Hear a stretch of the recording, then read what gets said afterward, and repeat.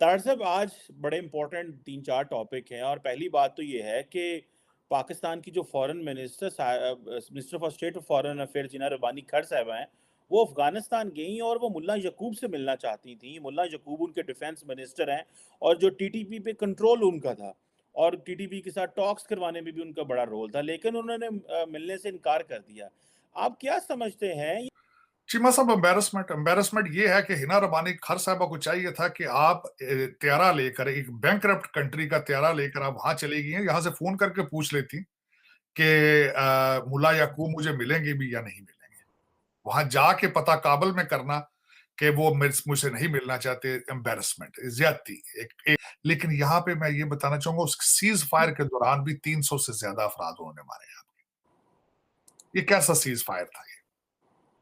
तो आप कह रहे थे कि हमारे रिलेशनशिप हमारे ना होने के बराबर। आपके रिलेशनशिप ना होने के बराबर नहीं है, नेगेटिव है, दुश्मनी है। इस वक्त आप इस वक्त हालत जंग में हैं उनके साथ। हिना रब्बानी खार साहिबा जो कि संभालती तो हैं पूरी की पूरी मौजूदा समय में पाकिस्तान की डिप्लोमेसी, पाकिस्तान की फॉरेन पॉलिसी, मगर क्योंकि वो बिलावल भुट्टो की तरह जुल्फ़िकार अली भुट्टो की नाती नहीं है, इस वजह से उनको कुर्सी से बड़े ही बुरी तरीके से हटा दिया गया। हालांकि अभी वो फॉरेन मिनिस्टर तो नहीं है, मगर अनऑफिशियल फॉरेन मिनिस्टर वही है। बिलावल भुट्टो का कोई काम नहीं, बिलावल भुट्टो खाली फोटो खिंचाने लायक ही है, उसके अलावा कुछ नहीं। अब बड़ी बात यह है कि ऐसे देश में जाना, पहली बात तो आप ऑफिशियल विदेश मंत्री नहीं हो, ऐसे देश में आप जा रहे हैं जहां पर महिलाओं को 80 किलोमीटर से ज़्यादा अकेले ट्रैवल करने की इजाज़त नहीं है, जहां पर महिलाओं के ऊपर एक से एक बड़े बड़े कानून है। वहां पर कोई महिला विदेश मंत्री अगर जाती है तो फिर वहां से ऐसी उम्मीद अगर आपको नहीं है तो फिर आप ही को बेवकूफ़ माना जाएगा। अगर आपको पता है कि वो किस तरीके का सोच वालों का देश है, अगर उनको अच्छा बोलो, बुरा बोलो, घटिया बोलो, जो भी बोलो, मगर अगर उनकी सोच है उसको बात जानते हुए भी आप वहां जाके अपनी बेइज्जती करवा रहे हो, तो फिर गलती थोड़ी बहुत आपकी भी समझी जाएगी। चीमा साहब, एक और टास्क मैं भूल गया हूं, जो आसम मुनीर साहब को इस वक्त उस पे भी इनको कड़वा घूंट जो है पीना पड़ेगा, अपनी स्टैब्लिशमेंट के अंदर की करप्शन को खत्म करने के लिए। और आज उन्होंने कुछ अपॉइंटमेंटें नहीं की हैं, जिस तरह के जनरल बाबर साहब जो आईएसपीआर के थे, उन्होंने कोर कमांडर उनको लगा दिए। अफ़गानिस्तान अफ़गानिस्तान बहुत हो रहा है और उसकी वजह आपको पता है कि एक तो हिना रब्बानी कर जो हमारी डिप्टी फॉरेन मिनिस्टर है पाकिस्तान की, उनका विज़िट था जो प्लान्ड था, लेकिन सिचुएशन ऐसी क्रिएट हो गई कि वो फिर उस शक्कर पड़ियां फिर लेती हैं, आपको काबल जाने की जरूरत क्या थी? सबसे तो मेरा मेरा असेसमेंट है। और एक और बात ये कहना चाहूंगा कि उन्होंने इन रिटर्न ये कहा है, हमारे भारत के साथ ट्रेड हम करना चाहते हैं, राहदारी का हमें खोली जाए, वहां से अटारी से हमारी चीजें काबल आए। और उनकी नुमाइंदगी भी वो कर रहे हैं, बल्कि उनको जरूरत थी जब अमेरिका निकल रहा था एयरपोर्ट को मैनेज करने के लिए, उन्होंने टर्की को प्रेफर किया था, आपको प्रेफर उन्होंने नहीं किया। दूसरा, आज का सबसे बड़ा हमारा रीजनल जो मैं समझूंगा एक आज बड़ा दिन है। मैं जी, समझता हूं कि पाकिस्तान को भारत को आज कांग्रेचुलेट करना चाहिए। उसकी जो इम्पोर्टेंस है वो शायद बहुत ज़्यादा बढ़ गई। वहाँ पे वो गई, उन्होंने फॉरेन मिनिस्टर से मीटिंग थी, वो तो हुई, लेकिन जो वहाँ के डिफेंस मिनिस्टर हैं मुल्ला याकूब, जो मुल्ला उमर के बेटे हैं, उन्होंने उनके साथ मुलाकात करने से इनकार किया। बेचते हैं, आप अफगानिस्तान बेचते रहे हैं, पैसे बनाते हैं। अब रिसेंटली शहबाज शरीफ साहब ने जब स्टेटमेंट दी कि अफगानिस्तान के पैसे जो हैं वो अमेरिका को चाहिए रिलीज करें, दे रिटेलिएटेड, उन्होंने कहा कि हमारे पैसे ना मांगा करो हमसे। अब उसके पीछे क्या सीक्रेट है? सीक्रेट ये है कि अफगानिस्तान का अपना कोई बैंकिंग सिस्टम नहीं है। हमारे इंटीरियर मिनिस्टर राना सनाउल्लाह साहब को टीटीपी के ऊपर बात करते हुए सुना। जब से ये मामला गरम है और वो मुख्तलिफ हमारे पुलिस फ़ोर्स को भी, हमारे पुलिस स्टेशंस को भी, हमारे आर्मी के लोगों को भी वो अटैक कर रहे हैं।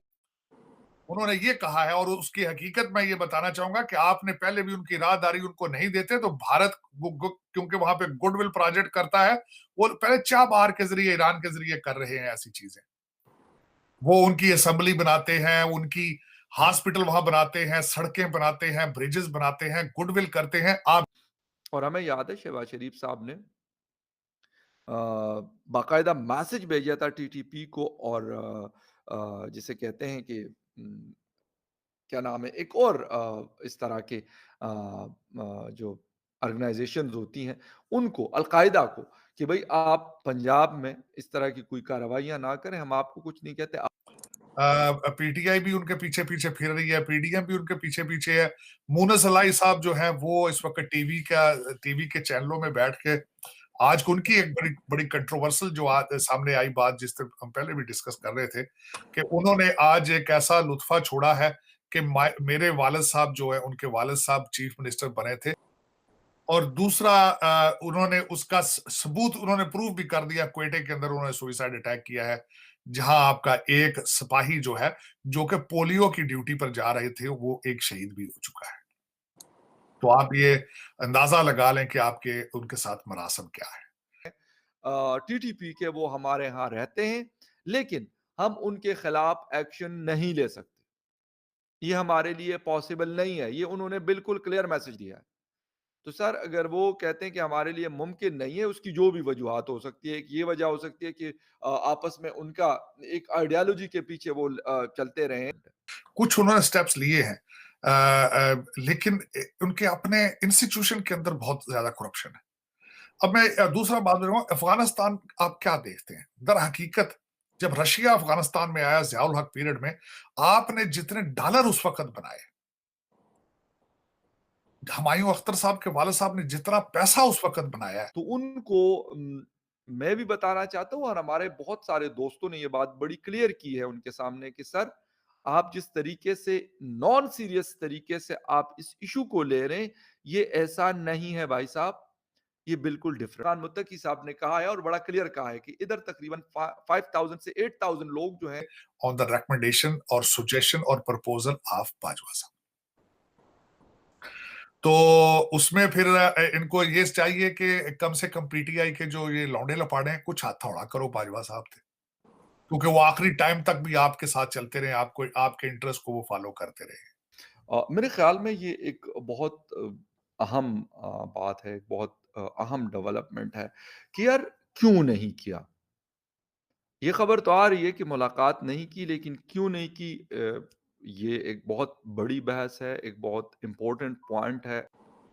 और उसके बाद अगर मैं दूसरा, अगर बाजवा साहब के हवाले से अगर डिस्कस किया जाए आसिम मुनीर साहब को, आसिम मुनीर साहब is taking some serious steps to, बड़े मैच्योर स्टेप्स ले रहे हैं।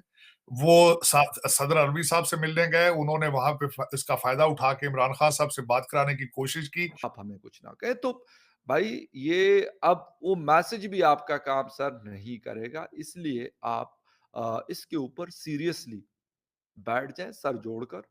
फौज के साथ बैठना है, पुलिस वालों के साथ बैठना है, ब्यूरोक्रेसी के साथ बैठना है, पॉलिटिकल पार्टीज के साथ। हिना रब्बानी खार साहिबा वैसे तो बिल्कुल एकदम फाइन पर्सन को कहना पड़ेगा, एकदम मंझी हुई नेता भी हैं, और उनको बहुत अच्छे से तजुर्बा है किस तरीके से डिप्लोमेसी संभालनी है, किस तरीके से फॉरेन पॉलिसी संभालनी है, और संभाली भी है पाकिस्तान की बहुत लंबे समय तक। अब क्योंकि वही वंशवाद, वही जो है नेपोटिज्म के चलते बिलावल भुट्टो उनकी कुर्सी खा गया। मगर अब एक तो तालिबान जैसे देशों में, जिसको आधे से ज़्यादा दुनिया, ऑलमोस्ट पूरी दुनिया देश ही नहीं मानती, उनको रिकॉग्नाइज ही नहीं करती, वैसे देश में आप जा रहे हैं। वो देश जो आपके, अगर वो आपके इतने लोगों को मार चुका है, वो आपके 300 से ज़्यादा लोगों को मार चुका है, वो आए दिन आपके यहाँ पे पूरा केपीके के राज्य में उसने हाहाकार मचा रखा है, जो आपके यहाँ पे व्यापारियों से हफ्ता वसूलता है, फौजियों को गोली मारता है, आम जनता के घर मकान लूट लेता है, उससे आप उम्मीद कर रहे हो कि आप जाओगे वो आपका बहुत ही ग्रैंड वेलकम करेगा? तो क्या बेवकूफ़ी है ये। अरे यार सीधे से आप देखो, साफ तौर पर वो पूरा कब्जा आखिर क्यों नहीं कर रहे हैं? उनको पूरा कब्जा करें क्यों? हम लोग ने पिछली वीडियो में यही बात करी थी, पूरा कब्जा अगर वो करेंगे तो वो अफगानिस्तान का तो उन्होंने कर लिया, अफगानिस्तान का उन्होंने कब्जा कर लिया, उनकी आत्मा कांप गई है अंदर तक, उनकी आत्मा अंदर तक कांप गई है, क्योंकि देश चलाना और लूटपाट करना दो बहुत अलग चीज़ें हैं। आप देखो जो ये प्रॉपर वही मुगल और ये पुराना खिलजी लोधी ये वो स्टाइल पुराना चला आ रहा था ना, जो आ करके आक्रमण करते थे, उनका जो स्टाइल था उनका यही था। पहले वो बड़े खुश थे कि दिल्ली तक कि भैया जाएंगे, इतना ऐसे हम लूट मार करते हैं, जाते हैं, पैसा भर के सोना चुरा लाए, मंदिर लूट लिए, ये लूट लिए, गांव लूट लिए, फलाना का ना, बढ़िया व्यवस्था चल रही। जब आप वहाँ पे राजा बन जाओ, जब जैसे अफगानिस्तान में भी सरकार चला रहे ना, तब पता चल रहा है कैसे आपको पूरा का पूरा हेल्थ केयर सेक्टर को भी उठाना पड़ता है, कैसे आपको एजुकेशन सेक्टर में भी पैसा लगाना है, कैसे आपको अपने बॉर्डर भी सिक्योर करने हैं, किस तरह से आपको अपने यहाँ पे जो है डेवलपमेंट भी करानी है, किस तरीके से आपको दुनिया से अपनी डिप्लोमेसी साथ रखनी है। तो ये कौम, ये जो तालिबानी है, इनका सब माथा फट गया, कहता साला पहले ही वाला सिस्टम सही था। इसीलिए आप देखो तालिबान कभी भी कब्जा नहीं करेगा पाकिस्तान पे, वो अपना शरिया लागू करेगा, वो अपना आकर के जो है लूटपाट करेगा, वो आकर के जो शरिया नहीं मानेगा उनको उड़ा देगा, वो छीना झपटी करेगा, वो फौजियों को मारता रहेगा, लेकिन वो एडमिनिस्ट्रेशन में नहीं जाना चाहता, क्योंकि उनको पता है एडमिनिस्ट्रेशन में जाते ही आफत आ जाती है। अभी अच्छा खासा बिजनेस चल रहा है, मस्त आते हैं, कोई रोकने टोकने वाला नहीं, कोई आता सामने धाएं धाएं करके फौजी को निपटा के निकल गए, अपना बढ़िया एकदम एक नंबर रेवेन्यू आ रहा है, कोई इनको अपना माल बेचने की जरूरत ही नहीं है। अफगानिस्तान से इनको पाकिस्तान को एज अ कंट्री माल एक्सपोर्ट करने की ज़रूरत ही नहीं है, तो सीधे जाके वहाँ से पैसे ले आते हैं, वहाँ से जाके जो है अलग अलग कीमतें जो है अलग, कहीं सोना चुरा लाएंगे, कुछ चुरा लाएंगे, तो अच्छा सिस्टम चल रहा है। क्या ज़रूरत है फालतू में एडमिनिस्ट्रेशन में जा करके, बिजली कहाँ से आएगी, पानी कहाँ से आएगी, चाइना कर्जा चुकाना है इसको, वैसे ही कर्जे में डूबा देश, वैसे ही कर्जे में वहाँ जाओगे बैठोगे तो कर्जा और सर पर चढ़ जाएगा। उससे अच्छा है अपना भी मस्त बिजनेस चल रहा है वही चलाते रहो। तो वो लोग क्यों बात करना चाहेंगे इनसे?